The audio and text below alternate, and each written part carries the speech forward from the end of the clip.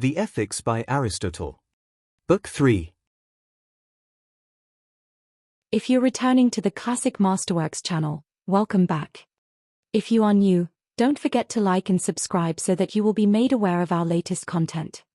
Now, on with the story. Chapter 1.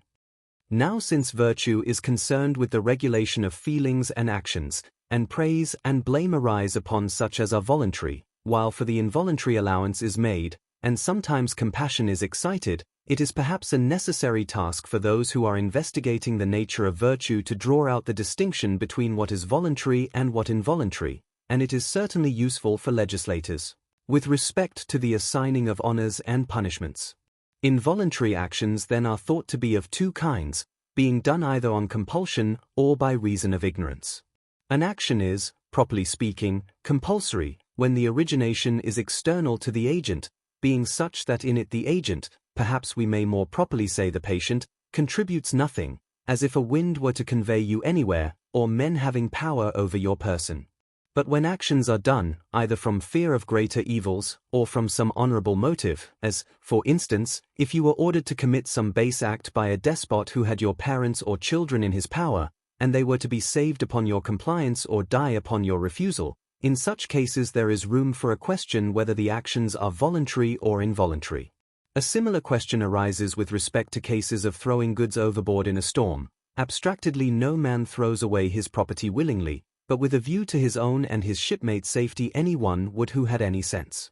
The truth is, such actions are of a mixed kind, but are most like voluntary actions, for they are choice-worthy at the time when they are being done, and the end or object of the action must be taken with reference to the actual occasion. Further, we must denominate an action voluntary or involuntary at the time of doing it. Now in the given case the man acts voluntarily, because the originating of the motion of his limbs in such actions rests with himself, and where the origination is in himself it rests with himself to do or not to do. Such actions then are voluntary, though in the abstract perhaps involuntary because no one would choose any of such things in and by itself. But for such actions men sometimes are even praised, as when they endure any disgrace or pain to secure great and honorable equivalents. If vice versa, then they are blamed, because it shows a base mind to endure things very disgraceful for no honorable object, or for a trifling one. For some again no praise is given, but allowance is made, as where a man does what he should not by reason of such things as overstrain the powers of human nature, or pass the limits of human endurance. Some acts perhaps there are for which compulsion cannot be pleaded, but a man should rather suffer the worst and die. How absurd, for instance, are the pleas of compulsion with which Alcmaeon in Euripides' play excuses his matricide. But it is difficult sometimes to decide what kind of thing should be chosen instead of what, or what endured in preference to what, and much more so to abide by one's decisions, for in general the alternatives are painful, and the actions required are base, and so praise or blame is awarded according as persons have been compelled or no. What kind of actions then are to be called compulsory? May we say, simply and abstractedly whenever the cause is external and the agent contributes nothing, and that where the acts are in themselves such as one would not wish but choice-worthy at the present time and in preference to such and such things, and where the origination rests with the agent, the actions are in themselves involuntary but at the given time and in preference to such and such things voluntary, and they are more like voluntary than involuntary, because the actions consist of little details, and these are voluntary. But what kind of things one ought to choose instead of what, it is not easy to settle, for there are many differences in particular instances. But suppose a person should say, things pleasant and honorable exert a compulsive force, for that they are external and do compel. At that rate every action is on compulsion, because these are universal motives of action. Again, they who act on compulsion and against there will do so with pain, but they who act by reason of what is pleasant or honorable act with pleasure. It is truly absurd for a man to attribute his actions to external things instead of to his own capacity for being easily caught by them, or, again, to ascribe the honorable to himself, and the base ones to pleasure. So then that seems to be compulsory whose origination is from without, the party compelled contributing nothing. Chapter 2. Now every action of which ignorance is the cause is not voluntary, but that only is involuntary which is attended with pain and remorse, For clearly the man who has done anything by reason of ignorance, but is not annoyed at his own action, cannot be said to have done it with his will because he did not know he was doing it, nor again against his will because he is not sorry for it. So then of the class acting by reason of ignorance, he who feels regret afterwards is thought to be an involuntary agent, and him that has no such feeling, since he certainly is different from the other, we will call a not voluntary agent, for as there is a real difference it is better to have a proper name. Again, there seems to be a difference between acting because of ignorance and acting with ignorance. For instance, we do not usually assign ignorance as the cause of the actions of the drunken or angry man, but either the drunkenness or the anger, yet they act not knowingly but with ignorance. Again, every bad man is ignorant what he ought to do and what to leave undone, and by reason of such error men become unjust and wholly evil. Again, we do not usually apply the term involuntary when a man is ignorant of his own true interest, because ignorance which affects moral choice constitutes depravity but not involuntariness, nor does any ignorance of principle, because for this men are blamed, but ignorance in particular details, wherein consists the action and wherewith it is concerned, for in these there is both compassion and allowance, because he who acts in ignorance of any of them acts in a proper sense involuntarily. It may be as well, therefore, to define these particular details, what they are, and how many, viz. Who acts, what he is doing, with respect to what or in what, sometimes with what, as with what instrument, and with what result, as that of preservation, for instance, and how, as whether softly or violently. All these particulars, in one and the same case, no man in his senses could be ignorant of, plainly not of the agent, being himself. But what he is doing a man may be ignorant, as men in speaking say a thing escaped them unawares, or as Aeschylus did with respect to the mysteries, that he was not aware that it was unlawful to speak of them, or as in the case of that catapult accident the other day the man said he discharged it merely to display its operation. Or a person might suppose a sun to be an enemy, as Merope did, or that the spear really pointed was rounded off, or that the stone was a pumice, or in striking with a view to save might kill, or might strike when merely wishing to show another, as people do in sham fighting. Now since ignorance is possible in respect to all these details in which the action consists, he that acted in ignorance of any of them is thought to have acted involuntarily, and he most so who was in ignorance as regards the most important, which are thought to be those in which the action consists, and the result. Further, not only must the ignorance be of this kind, to constitute an action involuntary, but it must be also understood that the action is followed by pain and regret. Chapter 3. Now since all involuntary action is either upon compulsion or by reason of ignorance, voluntary action would seem to be that whose origination is in the agent, he being aware of the particular details in which the action consists. For, it may be, men are not justified by calling those actions involuntary, which are done by reason of anger or lust. Because, in the first place, if this be so, no other animal but man, and not even children, can be said to act voluntarily. Next, is it meant that we never act voluntarily when we act from lust or anger, or that we act voluntarily in doing what is right and involuntarily in doing what is discreditable? The latter supposition is absurd, since the cause is one and the same. Then as to the former, it is a strange thing to maintain actions to be involuntary which we are bound to grasp at. Now there are occasions on which anger is a duty, and there are things which we are bound to lust after, health, for instance, and learning. Again, whereas actions strictly involuntary are thought to be attended with pain, those which are done to gratify lust are thought to be pleasant. Again, how does the involuntariness make any difference between wrong actions done from deliberate calculation and those done by reason of anger? For both ought to be avoided, and the irrational feelings are thought to be just as natural to man as reason, and so of course must be such actions of the individual as are done from anger and lust. It is absurd then to class these actions among the involuntary.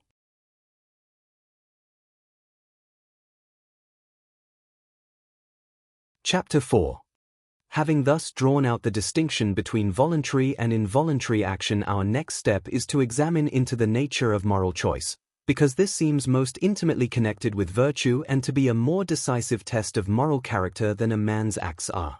Now moral choice is plainly voluntary, but the two are not coextensive, voluntary being the more comprehensive term, For first, children and all other animals share in voluntary action but not in moral choice, and next, sudden actions we call voluntary but do not ascribe them to moral choice.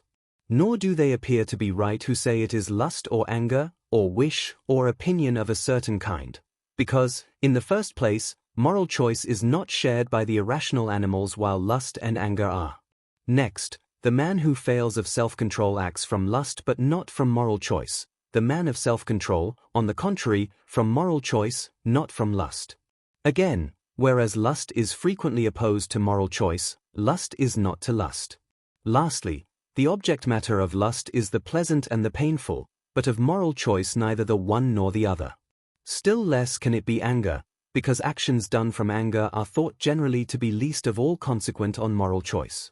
Nor is it wish either, though appearing closely connected with it, because, in the first place, moral choice has not for its objects impossibilities, and if a man were to say he chose them he would be thought to be a fool, but wish may have impossible things for its objects, immortality for instance. Wish again may be exercised on things in the accomplishment of which one's self could have nothing to do, as the success of any particular actor or athlete, but no man chooses things of this nature, only such as he believes he may himself be instrumental in procuring. Further, wish has for its object the end rather, but moral choice the means to the end. For instance, we wish to be healthy but we choose the means which will make us so, or happiness again we wish for, and commonly say so, but to say we choose is not an appropriate term, because, in short, the province of moral choice seems to be those things which are in our own power. Neither can it be opinion, for opinion is thought to be unlimited in its range of objects, and to be exercised as well upon things eternal and impossible as on those which are in our own power. Again, opinion is logically divided into true and false, not into good and bad as moral choice is. However, nobody perhaps maintains its identity with opinion simply, but it is not the same with opinion of any kind, because by choosing good and bad things we are constituted of a certain character, but by having opinions on them we are not. Again, we choose to take or avoid, and so on, but we opine what a thing is, or for what it is serviceable, or how, but we do not opine to take or avoid. Further, moral choice is commended rather for having a right object than for being judicious, but opinion for being formed in accordance with truth. Again, we choose such things as we pretty well know to be good, but we form opinions respecting such as we do not know at all. And it is not thought that choosing and opining best always go together, but that some opine the better course and yet by reason of viciousness choose not the things which they should. It may be urged that opinion always precedes or accompanies moral choice. Be it so, this makes no difference, for this is not the point in question, but whether moral choice is the same as opinion of a certain kind. Since then it is none of the aforementioned things, what is it, or how is it characterized? Voluntary it plainly is, but not all voluntary action is an object of moral choice. May we not say then, it is that voluntary which has passed through a stage of previous deliberation, because moral choice is attended with reasoning and intellectual process. The etymology of its Greek name seems to give a hint of it, being when analyzed chosen in preference to somewhat else. Chapter 5. Well then, do men deliberate about everything, and is anything soever the object of deliberation, or are there some matters with respect to which there is none? It may be as well perhaps to say, that by object of deliberation is meant such matter as a sensible man would deliberate upon, not what any fool or madman might. Well, about eternal things no one deliberates, as, for instance, the universe, or the incommensurability of the diameter and side of a square. Nor again about things which are in motion but which always happen in the same way either necessarily, or naturally, or from some other cause, as the solstices or the sunrise. Nor about those which are variable, as drought and rains, nor fortuitous matters, as finding of treasure. Nor in fact even about all human affairs. No Lacedaemonian, for instance, deliberates as to the best course for the Scythian government to adopt, because in such cases we have no power over the result. But we do deliberate respecting such practical matters as are in our own power, which are what are left after all our exclusions. I have adopted this division because causes seem to be divisible into nature, necessity, chance, and moreover intellect, and all human powers. And as man in general deliberates about what man in general can effect, So individuals do about such practical things as can be effected through their own instrumentality. Again, we do not deliberate respecting such arts or sciences as are exact and independent, as, for instance, about written characters, because we have no doubt how they should be formed, but we do deliberate on all such things as are usually done through our own instrumentality, but not invariably in the same way, as, for instance, about matters connected with the healing art, or with money-making, and, again, more about piloting ships than gymnastic exercises, because the former has been less exactly determined, and so forth, and more about arts than sciences, because we more frequently doubt respecting the former. So then deliberation takes place in such matters as are under general laws, but still uncertain how in any given case they will issue, i.e. in which there is some indefiniteness, and for great matters we associate coadjutors in council, distrusting our ability to settle them alone.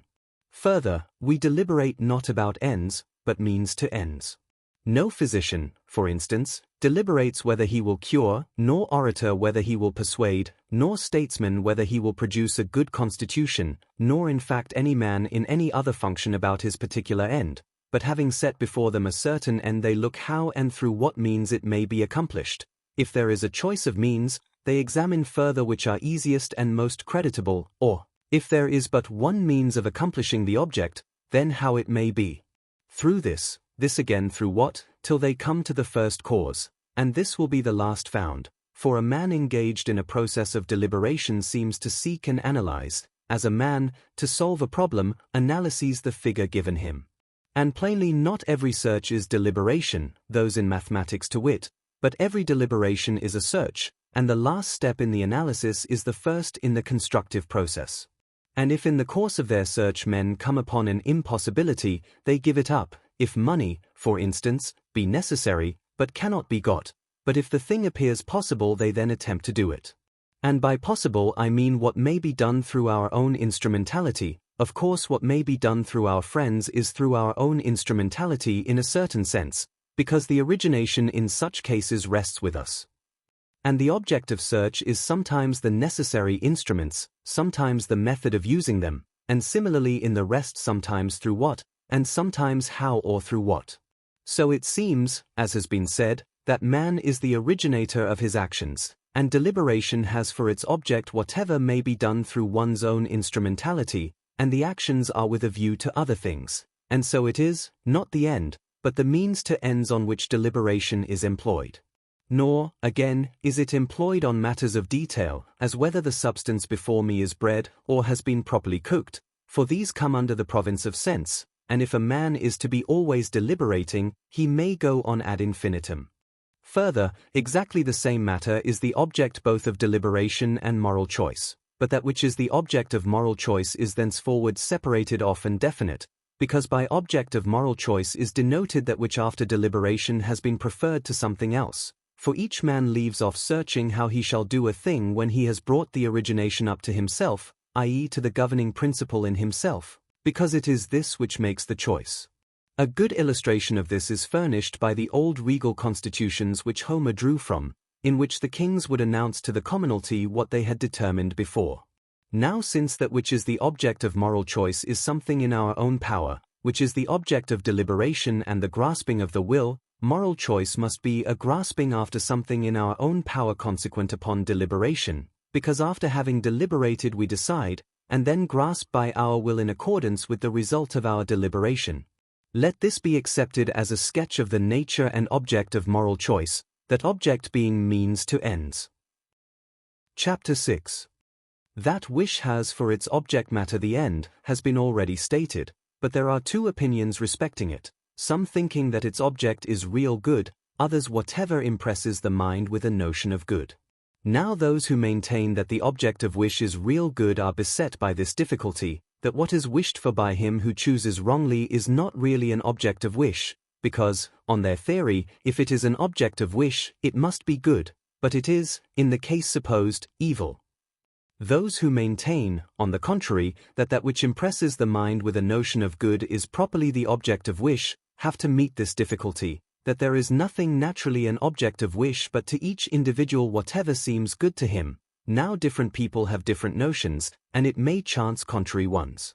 But, if these opinions do not satisfy us, may we not say that, abstractedly and as a matter of objective truth, the really good is the object of wish, but to each individual whatever impresses his mind with the notion of good.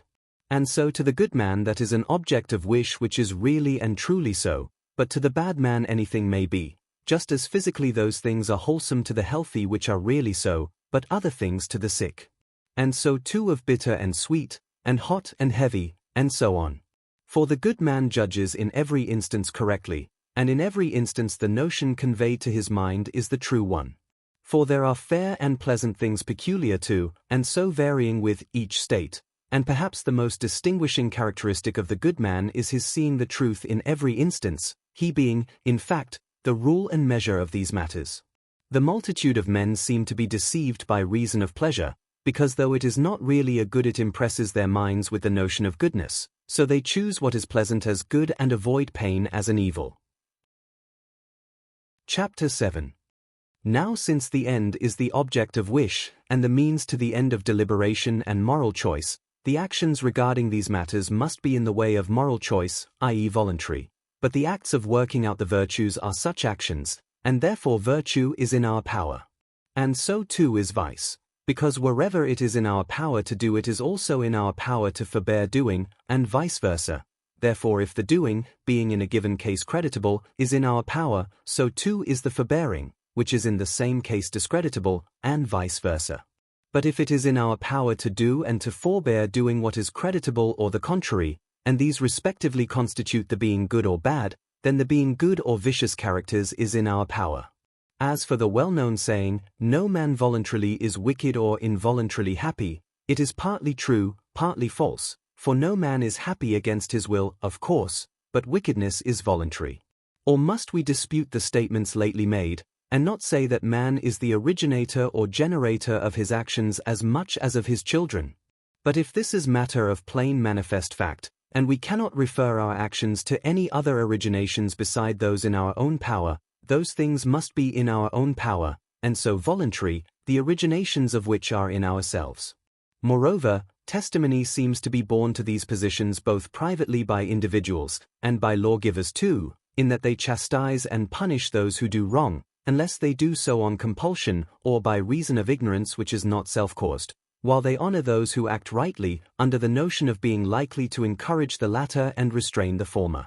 But such things as are not in our own power, i.e. not voluntary, no one thinks of encouraging us to do, knowing it to be of no avail for one to have been persuaded not to be hot, for instance, or feel pain, or be hungry, and so forth, because we shall have those sensations all the same.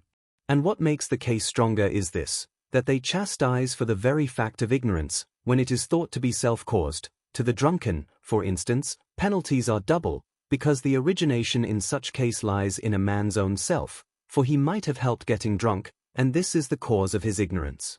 Again, those also who are ignorant of legal regulations which they are bound to know, and which are not hard to know, they chastise. And similarly in all other cases where neglect is thought to be the cause of the ignorance, under the notion that it was in their power to prevent the ignorance, because they might have paid attention.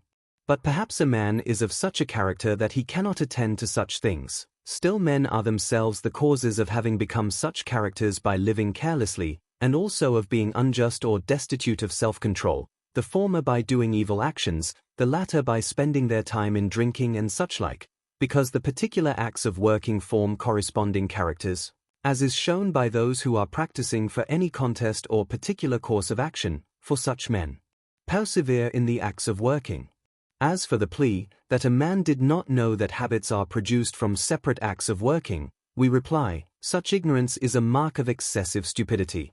Furthermore, it is wholly irrelevant to say that the man who acts unjustly or dissolutely does not wish to attain the habits of these vices, for if a man wittingly does those things whereby he must become unjust he is to all intents and purposes unjust voluntarily, but he cannot with a wish cease to be unjust and become just. For, to take the analogous case, the sick man cannot with a wish be well again, yet in a supposable case he is voluntarily ill because he has produced his sickness by living intemperately and disregarding his physicians.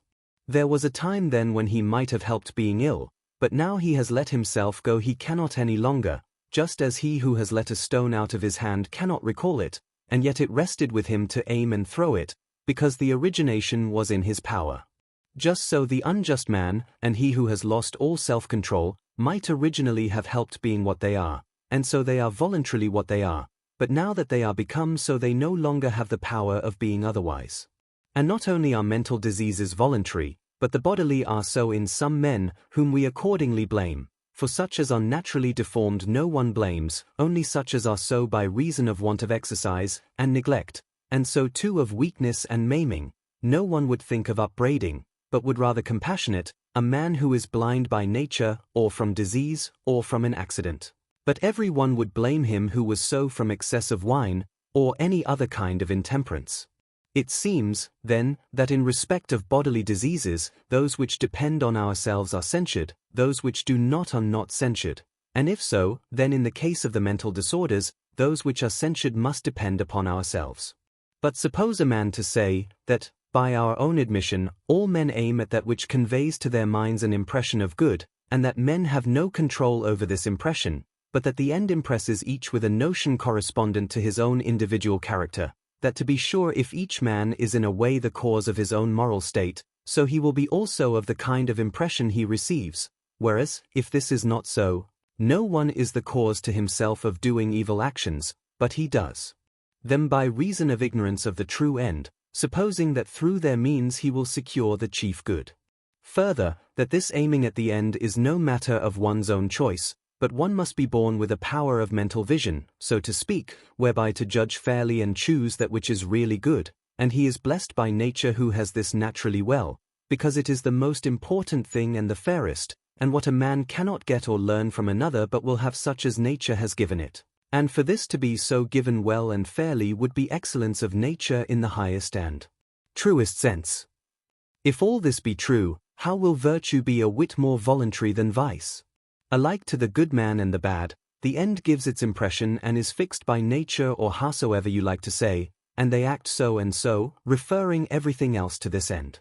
Whether then we suppose that the end impresses each man's mind with certain notions not merely by nature, but that there is somewhat also dependent on himself, or that the end is given by nature, and yet virtue is voluntary because the good man does all the rest voluntarily, vice must be equally so, because his own agency equally attaches to the bad man in the actions, even if not in the selection of the end. If then, as is commonly said, the virtues are voluntary, because we at least cooperate in producing our moral states, and we assume the end to be of a certain kind according as we are ourselves of certain characters, the vices must be voluntary also, because the cases are exactly similar. Chapter 8. Well now, we have stated generally respecting the moral virtues, the genus, in outline, that they are mean states, and that they are habits, and how they are formed, and that they are of themselves calculated to act upon the circumstances out of which they were formed, and that they are in our own power and voluntary, and are to be done so as right reason may direct. But the particular actions and the habits are not voluntary in the same sense, for of the actions we are masters from beginning to end, supposing of course a knowledge of the particular details, but only of the origination of the habits, the addition by small particular accessions not being cognizable, as is the case with sicknesses. Still they are voluntary because it rested with us to use our circumstances this way or that. Chapter 9. Here we will resume the particular discussion of the moral virtues, and say what they are, what is their object matter, and how they stand respectively related to it. Of course their number will be thereby shown. First, then, of courage. Now that it is a mean state, in respect of fear and boldness, has been already said. Further, the objects of our fears are obviously things fearful or, in a general way of statement, evils, which accounts for the common definition of fear, viz. Expectation of evil. Of course we fear evils of all kinds, disgrace, for instance, poverty, disease, desolateness, death, but not all these seem to be the object matter of the brave man, because there are things which to fear is right and noble, and not to fear is base. Disgrace, for example, since he who fears this is a good man and has a sense of honor, and he who does not fear it is shameless, though there are those who call him brave by analogy, because he somewhat resembles the brave man who agrees with him in being free from fear. But poverty, perhaps, or disease, and in fact whatever does not proceed from viciousness, nor is attributable to his own fault, a man ought not to fear. Still, being fearless in respect of these would not constitute a man brave in the proper sense of the term. Yet we do apply the term in right of the similarity of the cases, for there are men who, though timid in the dangers of war, are liberal men and are stout enough to face loss of wealth. And, again, a man is not a coward for fearing insult to his wife or children, or envy, or any such thing, nor is he a brave man for being bold when going to be scourged. What kind of fearful things then do constitute the object matter of the brave man?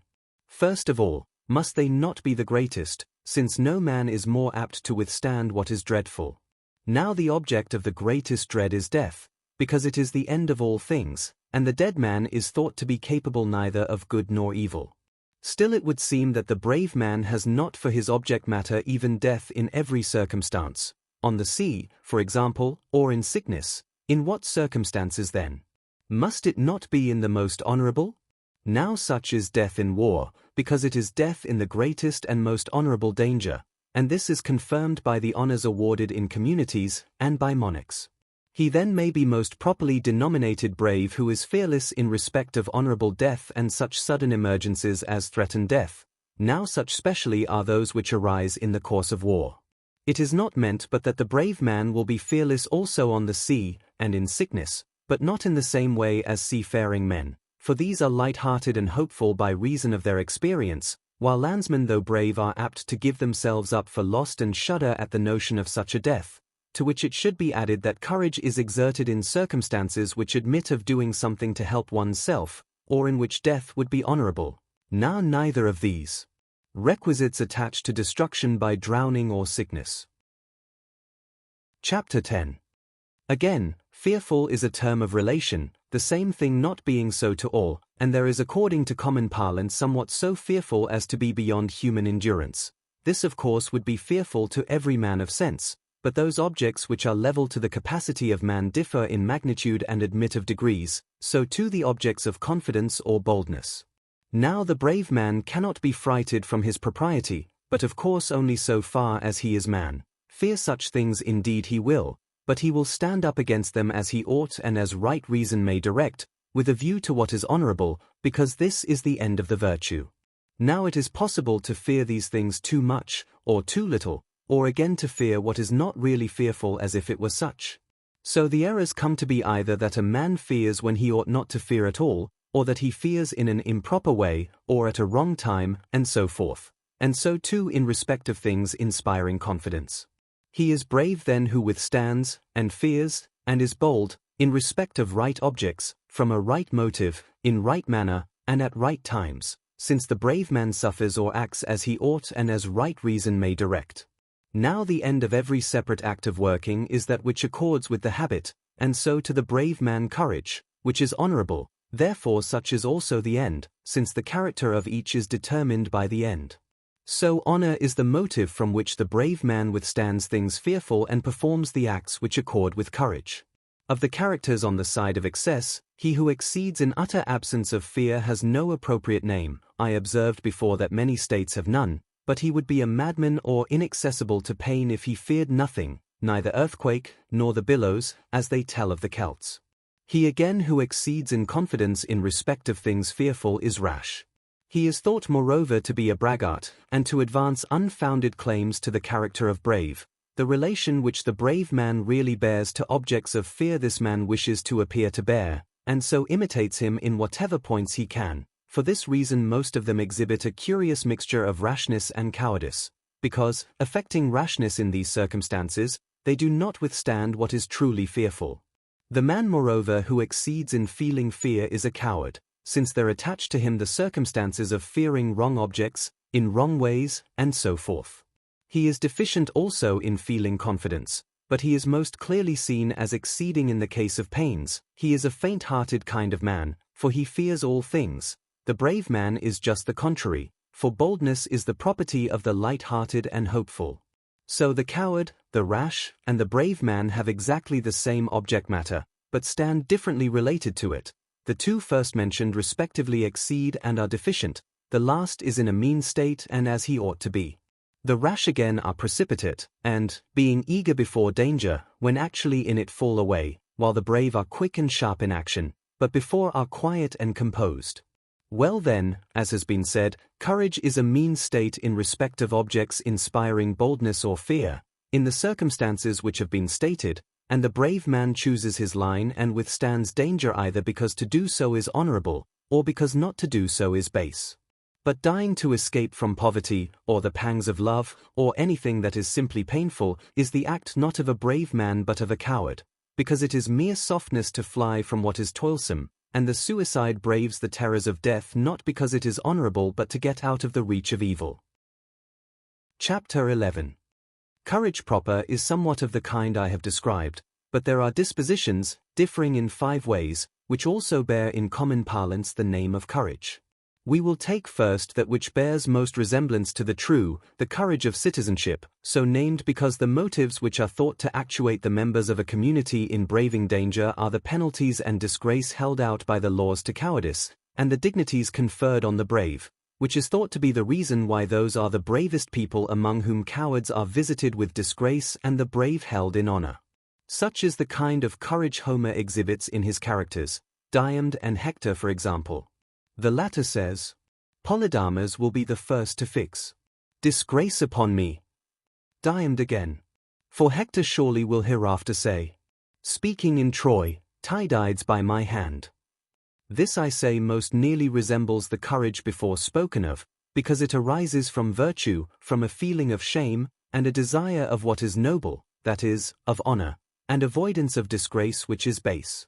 In the same rank one would be inclined to place those also who act under compulsion from their commanders, yet are they really lower, because not a sense of honor but fear is the motive from which they act, and what they seek to avoid is not that which is base but that which is simply painful. Commanders do in fact compel their men sometimes, as Hector says, to quote Homer again. But whomsoever I shall find cowering afar from the fight, the teeth of dogs he shall by no means escape. Those commanders who station staunch troops by doubtful ones, or who beat their men if they flinch, or who draw their troops up in line with the trenches, or other similar obstacles, in their rear, do in effect the same as Hector, for they all use compulsion. But a man is to be brave, not on compulsion, but from a sense of honor. In the next place, experience and skill in the various particulars is thought to be a species of courage, when Socrates also thought that courage was knowledge. This quality is exhibited of course by different men under different circumstances, but in warlike matters, with which we are now concerned, it is exhibited by the soldiers, the regulars, for there are, it would seem, many things in war of no real importance which these have been constantly used to see, so they have a show of courage because other people are not aware of the real nature of these things. Then again by reason of their skill they are better able than any others to inflict without suffering themselves, because they are able to use their arms and have such as are most serviceable both with a view to offense and defense, so that their case is parallel to that of armed men fighting with unarmed or trained athletes with amateurs, since in contests of this kind those are the best fighters, not who are the bravest men, but who are the strongest and are in the best condition. In fact, the regular troops come to be cowards whenever the danger is greater than their means of meeting it, supposing, for example, that they are inferior in numbers and resources. Then they are the first to fly, but the mere militia stand and fall on the ground, which as you know really happened at the Hamium, for in the eyes of these flight was disgraceful and death preferable to safety bought at such a price, while the regulars originally went into the danger under a notion of their own superiority, but on discovering their error they took to flight, having greater fear of death than of disgrace, but this is not the feeling of the brave man. Thirdly, mere animal spirit is sometimes brought under the term courage. They are thought to be brave who are carried on by mere animal spirit, as are wild beasts against those who have wounded them, because in fact the really brave have much spirit, there being nothing like it for going at danger of any kind, whence those frequent expressions in Homer, infused strength into his spirit, roused his strengthened spirit, or again, and keen strength in his nostrils, his blood boiled, for all these seem to denote the arousing and impetuosity of the animal spirit. Now they that are truly brave act from a sense of honor, and this animal spirit cooperates with them, but wild beasts from pain, that is because they have been wounded or are frightened, since if they are quietly in their own haunts, forest or marsh, they do not attack men. Surely they are not brave because they rush into danger when goaded on by pain and mere spirit, without any view of the danger, Else would asses be brave when they are hungry, for though beaten they will not then leave their pasture. Profligate men besides do many bold actions by reason of their lust. We may conclude then that they are not brave who are goaded on to meet danger by pain and mere spirit. But still this temper which arises from animal spirit appears to be most natural, and would be courage of the true kind if it could have added to it moral choice and the proper motive. So men also are pained by a feeling of anger, and take pleasure in revenge, but they who fight from these causes may be good fighters, but they are not truly brave, in that they do not act from a sense of honor, nor as reason directs, but merely from the present feeling. Still they bear some resemblance to that character. Nor, again, are the sanguine and hopeful therefore brave, since their boldness in dangers arises from their frequent victories over numerous foes. The two characters are alike, however, in that both are confident, but then the brave are so from the aforementioned causes, whereas these are so from a settled conviction of their being superior and not likely to suffer anything in return. They who are intoxicated do much the same, for they become hopeful when in that state, but when the event disappoints their expectations they run away. Now it was said to be the character of a brave man to withstand things which are fearful to man or produce that impression, because it is honorable so to do and the contrary is dishonorable. For this reason it is thought to be a greater proof of courage to be fearless and undisturbed under the pressure of sudden fear than under that which may be anticipated, because courage then comes rather from a fixed habit, or less from preparation, since as to foreseen dangers a man might take his line even from calculation and reasoning, but in those which are sudden he will do so according to his fixed habit of mind. Fifthly and lastly, those who are acting under ignorance have a show of courage and are not very far from the hopeful, but still they are inferior inasmuch as they have no opinion of themselves, which the others have, and therefore stay and contest a field for some little time. But they who have been deceived fly the moment they know things to be otherwise than they supposed, which the Argives experienced when they fell on the Lacedaemonians, taking them for the men of Sicyon. Chapter 12. We have described then what kind of men the brave are, and what they who are thought to be, but are not really, brave. It must be remarked, however, that though courage has for its object matter boldness and fear, it has not both equally so, but objects of fear much more than the former, for he that under pressure of these is undisturbed and stands related to them as he ought is better entitled to the name of brave than he who is properly affected towards objects of confidence. So then men are termed brave for withstanding painful things. It follows that courage involves pain and is justly praised, since it is a harder matter to withstand things that are painful than to abstain from such as are pleasant. It must not be thought but that the end and object of courage is pleasant, but it is obscured by the surrounding circumstances, which happens also in the gymnastic games. To the boxers the end is pleasant with a view to which they act, I mean the crown and the honors, but the receiving the blows they do is painful and annoying to flesh and blood, and so is all the labor they have to undergo, and, as these drawbacks are many, the object in view being small appears to have no pleasantness in it. If then we may say the same of courage, of course death and wounds must be painful to the brave man and against his will, still he endures these because it is honorable so to do or because it is dishonorable not to do so. And the more complete his virtue and his happiness, so much the more will he be pained at the notion of death, since to such a man as he is it is best worth while to live, and he with full consciousness is deprived of the greatest goods by death, and this is a painful idea. But he is not the less brave for feeling it to be so, nay rather it may be he is shown to be more so because he chooses the honor that may be reaped in war in preference to retaining safe possession of these other goods. The fact is that to act with pleasure does not belong to all the virtues, except so far as a man realizes the end of his actions. But there is perhaps no reason why not such men should make the best soldiers, but those who are less truly brave but have no other good to care for, these being ready to meet danger and bartering their lives against small gain. Let thus much be accepted as sufficient on the subject of courage, the true nature of which it is not difficult to gather, in outline at least, from what has been said. Chapter 13. Next let us speak of perfected self-mastery, which seems to claim the next place to courage, since these two are the excellences of the irrational part of the soul. That it is a mean state, having for its object matter pleasures, we have already said, pains being in fact its object matter in a less degree and dissimilar manner, the state of utter absence of self-control has plainly the same object matter. The next thing then is to determine what kind of pleasures. Let pleasures then be understood to be divided into mental and bodily, instances of the former being love of honor or of learning, it being plain that each man takes pleasure in that of these two objects which he has a tendency to like, his body being no way affected but rather his intellect. Now men are not called perfectly self-mastering or wholly destitute of self-control in respect of pleasures of this class, nor in fact in respect of any which are not bodily.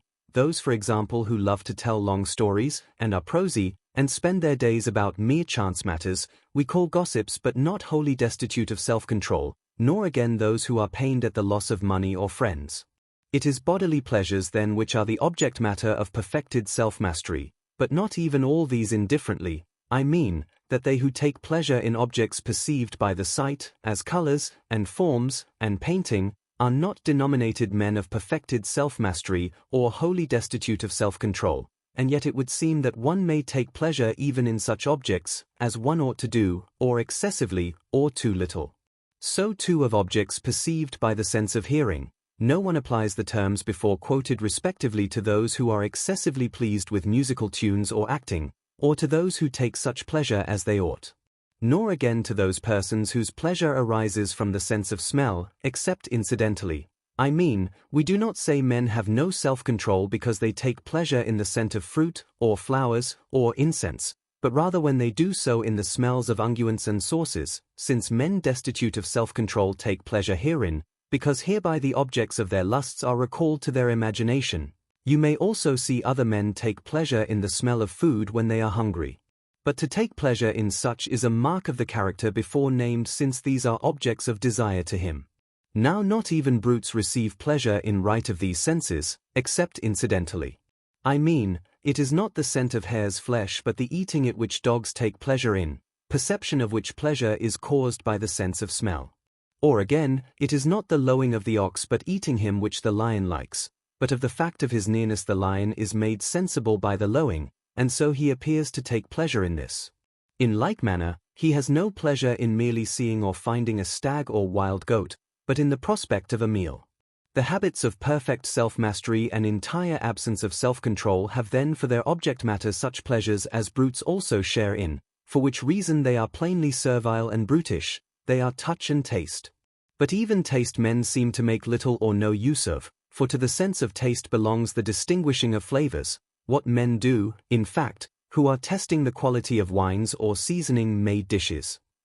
But men scarcely take pleasure at all in these things, at least those whom we call destitute of self-control do not, but only in the actual enjoyment which arises entirely from the sense of touch, whether in eating or in drinking, or in grosser lusts.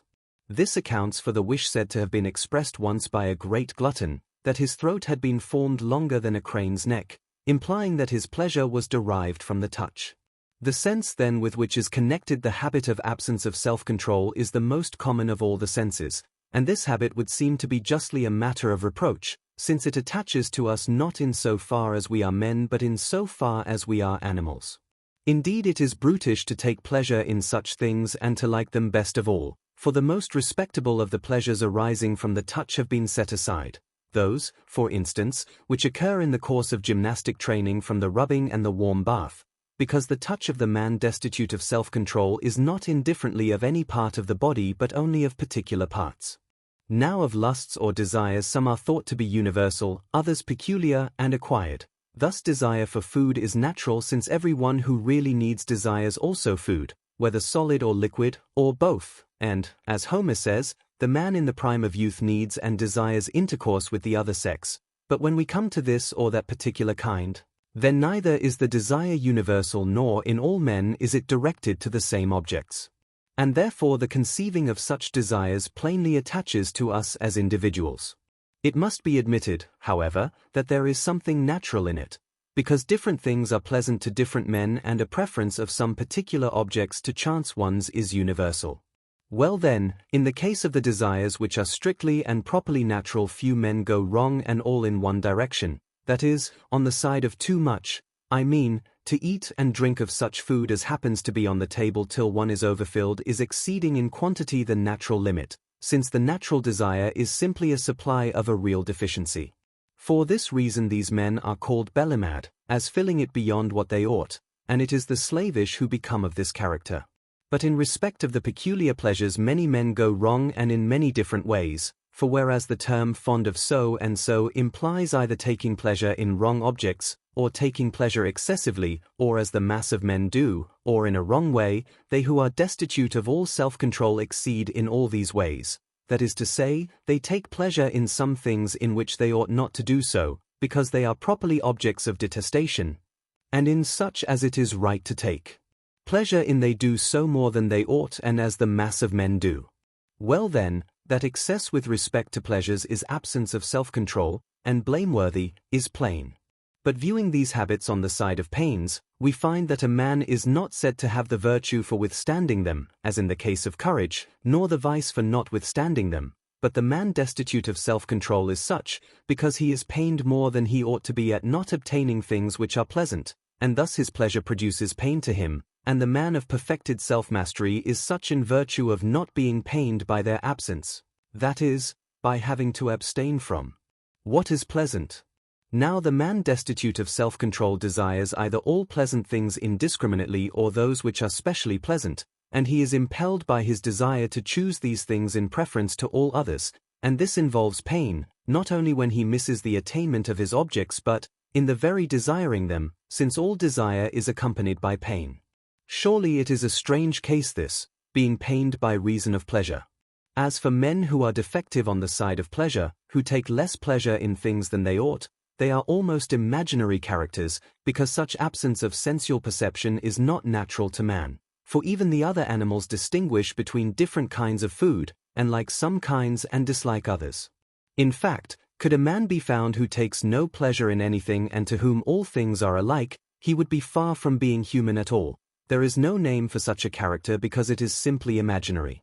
But the man of perfected self-mastery is in the mean with respect to these objects, that is to say, he neither takes pleasure in the things which delight the vicious man, and in fact rather dislikes them, nor at all in improper objects, nor to any great degree in any object of the class, nor is he pained at their absence, nor does he desire them, or, if he does, only in moderation, and neither more than he ought, nor at improper times, and so forth, but such things as are conducive to health and good condition of body, being also pleasant, these he will grasp at in moderation and as he ought to do, and also such other pleasant things as do not hinder these objects, and are not unseemly or disproportionate to his means, because he that should grasp at such would be liking such pleasures more than is proper. But the man of perfected self-mastery is not of this character, but regulates his desires by the dictates of right reason.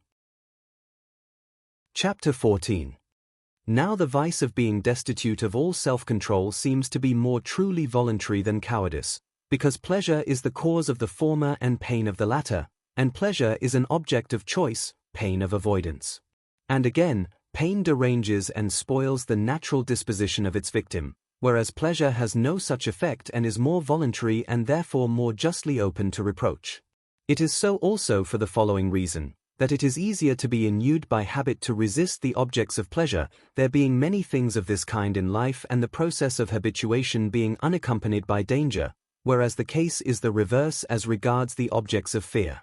Again, cowardice as a confirmed habit would seem to be voluntary in a different way from the particular instances which form the habit, because it is painless, but these derange the man by reason of pain so that he throws away his arms and otherwise behaves himself unseemly, for which reason they are even thought by some to exercise a power of compulsion.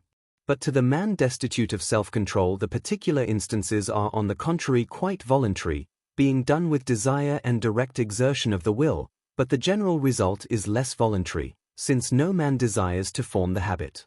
The name of this vice, which signifies etymologically unchasteness, we apply also to the faults of children, there being a certain resemblance between the cases, to which the name is primarily applied, and to which secondarily or derivatively is not relevant to the present subject, but it is evident that the later in point of time must get the name from the earlier. And the metaphor seems to be a very good one, for whatever grasps after base things, and is liable to great increase, ought to be chastened, and to this description desire and the child answer most truly, in that children also live under the direction of desire and the grasping after what is pleasant is most prominently seen in these. Unless then the appetite be obedient and subjected to the governing principle it will become very great, For in the fool the grasping after what is pleasant is insatiable and undiscriminating, and every acting out of the desire increases the kindred habit, and if the desires are great and violent in degree they even expel reason entirely, therefore they ought to be moderate and few, and in no respect to be opposed to reason.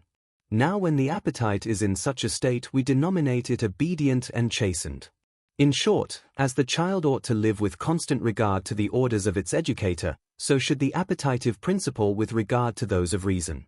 So then in the man of perfected self-mastery, the appetitive principle must be accordant with reason, for what is right is the mark at which both principles aim. That is to say, the man of perfected self-mastery desires what he ought in right manner and at right times, which is exactly what reason directs. Let this be taken for our account of perfected self-mastery. Thank you for watching.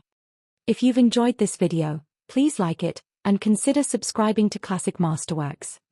We would really appreciate it. See you next time.